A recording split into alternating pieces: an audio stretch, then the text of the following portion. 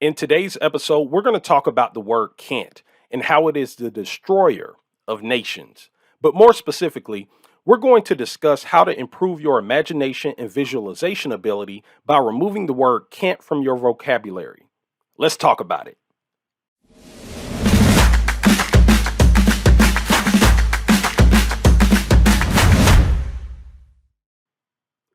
Okay, so let's start with the problem.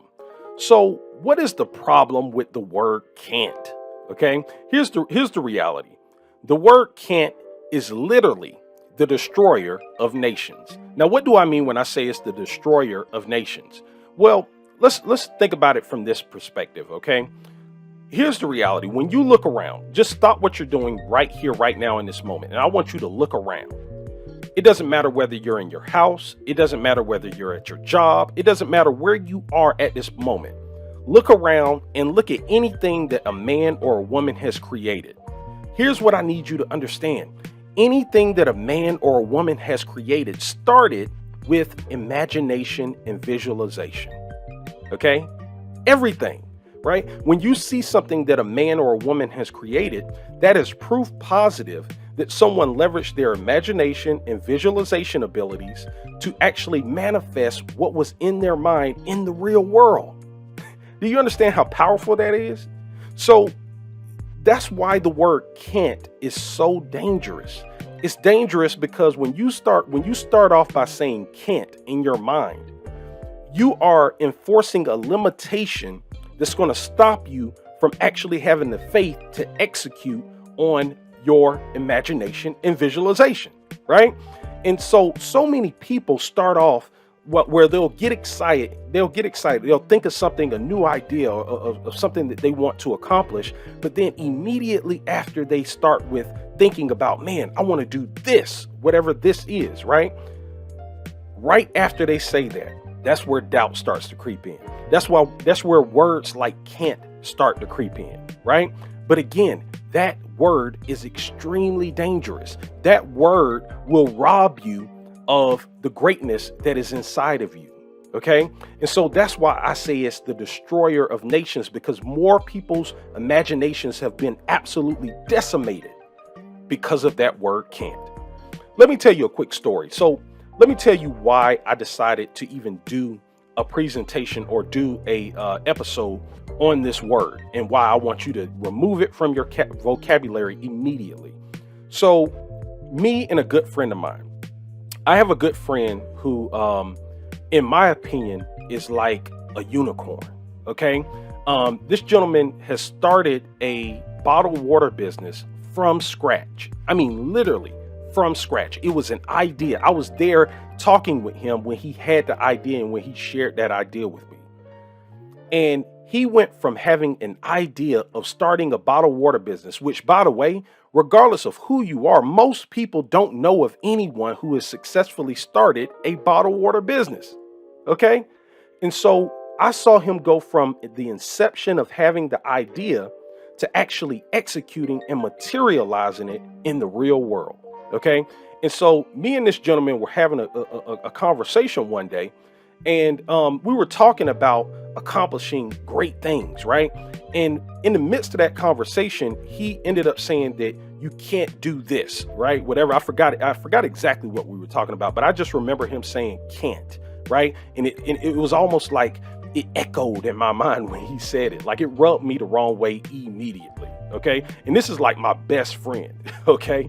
And so when he said it, I instantly got irritated, but I got irritated because I'm like, wow, if somebody who I believe is like a unicorn, that I believe is somebody who has accomplished some phenomenal things at such a young age, if you are thinking in terms of can't, okay, when it comes to accomplishing great things, then in my mind, I was like, what does the average person have going for them then? Okay, if an average person, if somebody like this guy is thinking in terms of can't, then it's like, man, the average person doesn't stand a chance. That's what I was thinking at that moment, right? And that's what inspired me to really come out with this particular episode, because there's so many people in their careers that are waking up every day and they want more for their life. They want more for their family. They want more. They want to contribute to the world, right?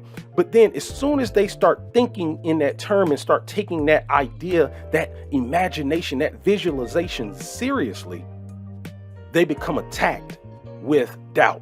They become attacked with the word can't. And it is an attack that is created in their own mind. You understand how powerful that is?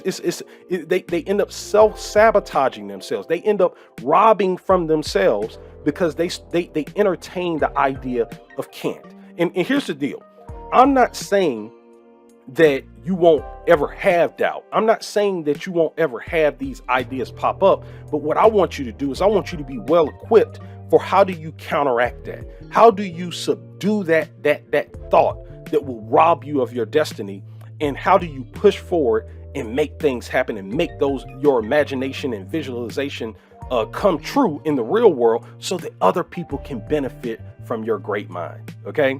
And so what I did in this particular episode, I'm going to share with you 7 strategies that will help you overcome the mindset of can't in your career. So let's go ahead and dive right in. Strategy number 1. You need to have a clear, concise, and compelling vision of your desired future. So when it comes to your imagination, when it comes to visualization, it all starts with a vision. You got to have a vision, and that vision needs to be clear, right? It needs to be clear. You need to be absolutely clear. You need to be able to see it clearly, whatever that vision is of your desired future. It needs to be concise, because if you go into creating a vision for yourself and it's complicated, that's going to work against you. Okay, so it needs to be clear. You need to be able to see it clearly. It needs to be concise in nature, right? But more importantly, it needs to be compelling, right? Because here's the reality. Motivation is only going to take you so far. Okay, especially if you have a vision for your career that's going to take time, right? There are certain things that are just going to take time. So like if today you are in an entry-level position and your vision is you want to become a CEO of a Fortune 500 company or of any size company, understand that's going to take time, right? And so that's why you need to have a compelling vision, because when your motivation starts to wear off, and I guarantee you if it takes long enough, your motivation will start to will start to wear off. If you don't have a compelling vision, you're not going to have the discipline to push forward even when you don't feel motivated. Strategy number 2, you need to create a step-by-step plan on how to get to your desired future. So one of the things I'm big on is this. I have this concept that I keep at the forefront of my mind as I execute as an executive recruiter that says planning drives execution, right? And I constantly focus on that. And a large part of what I do throughout the day is I focus on planning, right? Because I understand that if I have a plan, that I will be able to execute more efficiently and more effectively, right? And so when you have this vision, if you're going to take the time to create a clear, concise, and compelling vision, then the next thing you need to do is you need to re-engineer a step-by-step plan. So once you've identified what the ideal future looks like, then I want you to re-engineer what the steps that you think it will take to logically get you from point A to point Z, right? That's creating a plan. You want to have a plan so that you won't be confused, because here's the reality. Confusion inspires doubt, right? When you're confused people don't buy. Confused people don't take action. They just don't. Right? And so what I want you to do is I want you to have an actual plan. And here's the beauty of it. You don't have to have a perfect plan, right? Matter of fact, I don't think there's ever been a perfect plan, because nobody can plan for every single thing and every single contingency that could possibly take place along the path of actually executing to make that vision come true, right? And so what you do need to have, though, is you need to have a logical plan of benchmarks and checkpoints that you want to reach, and so that you know the steps that you need to take to get you closer to your desired outcome. Strategy number 3. You need to become aware of your limiting thoughts and doubts. So there's an expression in the IT profession called junk in and junk out, right? And essentially it's like if you put junk in your computer, you're going to get junk out of your computer, right? Well, the most powerful computer on planet Earth is the human mind, okay? And what you got to understand is up to this point in your life, you have been programmed with good information, but you've also been programmed with a tremendous amount of junk information. Okay. And so you are fighting programming, right? When you want to set out and you want to accomplish something great with your career, you are fighting against negative programming that has taken place pretty much your entire life, right? And so what you got to do, the very first step is you got to become aware of these limiting thoughts and doubts. Oftentimes, when you're in your career, most of the voices that you're going to hear in your career are your own voices, right? As you're going throughout your career, as you're going throughout your workday, you're going to hear your voice more than anybody else's voice most of the time. So what you have to start doing is you have to start becoming aware of the limiting thoughts that you have and the doubts that you have, right? Become aware of it, because most people have these thoughts and these doubts that pop up in their mind, but they're not consciously aware of it, right? So what I want you to do is I want you to start monitoring your thoughts, monitoring the limiting thoughts and the doubts that you have, so that way, once you become aware of it, then you can actually do something about it, right? But you can't do something about those limiting thoughts and those doubts if you're not even aware that they exist. Strategy number 4, you need to force yourself to focus on the solutions to the challenges that are in front of you. So here's the reality, right? Focusing on problems will never inspire the solutions to solving those problems, okay? So a lot of times people have problems in their life and then they will just get laser focused on the problem. Yep, here goes the problem. They start whining about the problems. They start, getting frustrated at the problem. And while it's okay to whine a little bit, it's okay to be annoyed by problems that you may encounter along the way, the reality is that there's no success in the problem. There's only, and that's the key word there, there's only success in the solution, right? But it makes it way harder to get to a solution if all you're doing is focusing on the problem. And so you got to start training yourself that when you have problems and challenges that present themselves, especially along the way in your career when you're trying to accomplish your clear, concise, and compelling vision of the ideal future that you want to create, it's inevitable that you're going to encounter those problems. So what you got to do is you got to start training yourself that when you see these problems and you start getting frustrated, take a step back and ask yourself, what's the solution? What is the solution? And you want to start brainstorming, okay, different ways that you can go about solving that problem, right? And success is just a process of you solving a bunch of problems, right? And here's the reality. You are a problem solver. It is hardwired into your being to be a problem solver, right? You solve problems on a daily basis. You're already a problem solver, right? But for some reason, when it comes to our careers, sometimes we get frustrated. We start playing these mind games with ourselves and start self-sabotaging ourselves when it comes to accomplishing our ideal future. So what you got to do again is you need to start focusing on training yourself that when you are encountered by a problem or a challenge, I want you to take a step back and ask yourself, what is a solution, right? And you want to start brainstorming those solutions and become a solution-oriented person, okay? Because all the success that you desire is on the other side of you executing the solution. Strategy number 5, you need to take more action in less time. Please hear me and hear me clearly, okay? When it comes to leveraging your imagination, when it comes to visualization, when it comes to making your dreams come true, nothing happens until you start taking action, okay? You're not going to change your situation unless you take action. You need to become more, you need to start focusing on taking more action. Imperfect action is better than no action, right? I remember as a kid, my dad used to always drill this into my head that he used to say, look, you improve your odds by at least 50% by simply trying. Do you hear that? At least by 50% by simply trying. No matter how bad your try is, no matter how unskillful your attempt is, you still have at least a 50% chance that it'll work out in your favor by simply trying. But here's the reality too.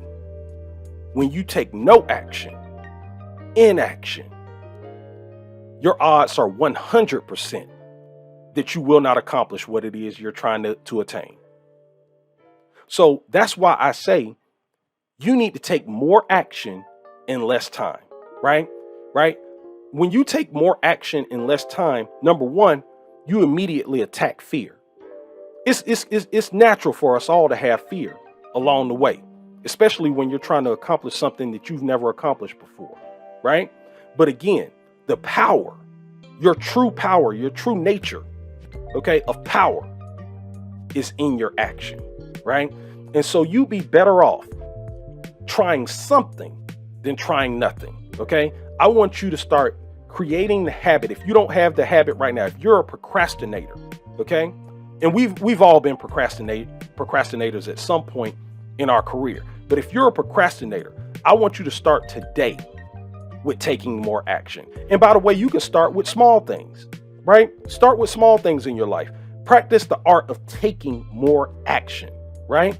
Because even if it's imperfect, you might be surprised. As you start taking more and more imperfect action, you might be surprised how you end up winning and you end up successfully accomplishing the things that you take action on, right? No matter how ridiculous it might be.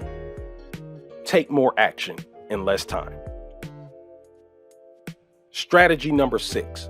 You need to test, measure, and adjust until you get closer to your desired outcome. Okay, so think about it like this, right? I just told you that you need to take more action in less time. See, when you start taking action, that is going to help you overcome that mindset of can't that will destroy your chances of success in the future, right? By taking more action. But here's the thing. As you start taking more action in less time, it's inevitable that you are going to come up short. Okay. Now, when you come up short, I want you to take a more scientific approach towards becoming successful, right? I want you to take a scientific approach. Don't take an emotional approach, right? Which this is easier said than done. Look, I'm going to be honest about that. Okay. Look, it's more easier said than done because we are emotional creatures, right? But I want you to start practicing the art of taking more of a scientific approach towards the challenges that you face. So if you start taking more action in less time and you're not getting the result that you're looking for, instead of you saying, dang, I knew I shouldn't have took more action, right? I want you to take a step back and I want you to look at it and say, okay, how can I adjust? How can I improve upon the mistake that I made when I took action the last time? And as you consistently do that over time, you will become much more skillful at actually generating more success than less success. And as you start generating more success, you'll start noticing that you're getting closer and closer to your ultimate goal. In strategy number 7, you must eliminate the idea of a plan B. Let me say that again. You must eliminate the idea of a plan B. So look, when you create a vision for your career, okay, it's not going to be easy, especially if you create a big vision of something big that you want to accomplish. It's never going to be easy, right?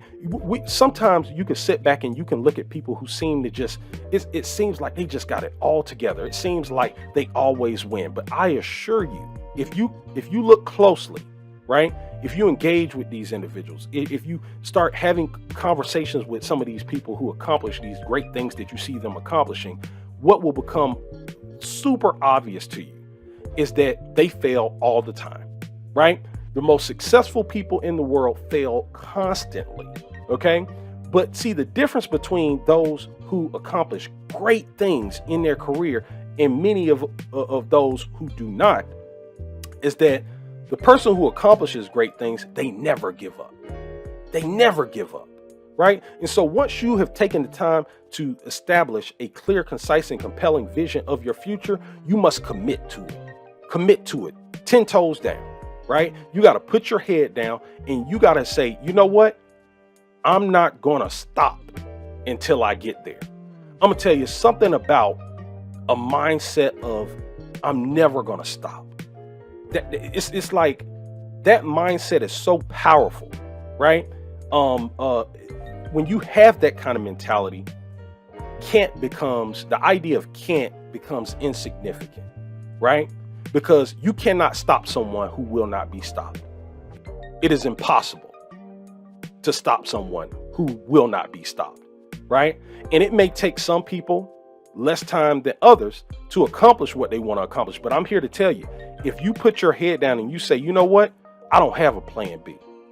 Matter of fact, I like to call it a plan O, right? When you get to the place where you get the plan O, where this is the only plan you have, once you set that clear, concise, and compelling vision, you commit to plan O, i.e., this is the only plan that I have. I'm not going to stop until I get to where I'm trying to go. And when you start having that type of mentality, cannot exist. Today's episode was brought to you by The Ugly Truth About Getting Hired: How to Land the Job of Your Dreams Regardless of the Competition. This book is designed to teach leadership professionals just like you a step-by-step interview prep system that will help you dramatically improve your odds of beating out your competition in the job interview process and help you quickly position yourself to land a top dollar job offer with ease. If that sounds like something you'd be interested in learning more about, you can pick up a free copy of this book today by heading over to www.theuglytruthbook.com. Again, that's www.theuglytruthbook.com. Now, this is a limited time offer, so don't miss out.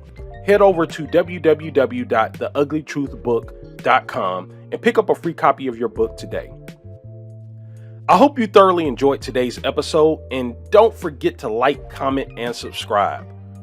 And be sure you hit that bell icon so you don't miss out on any of our helpful content in the very near future. Thanks for watching, and I'll see you in the next episode.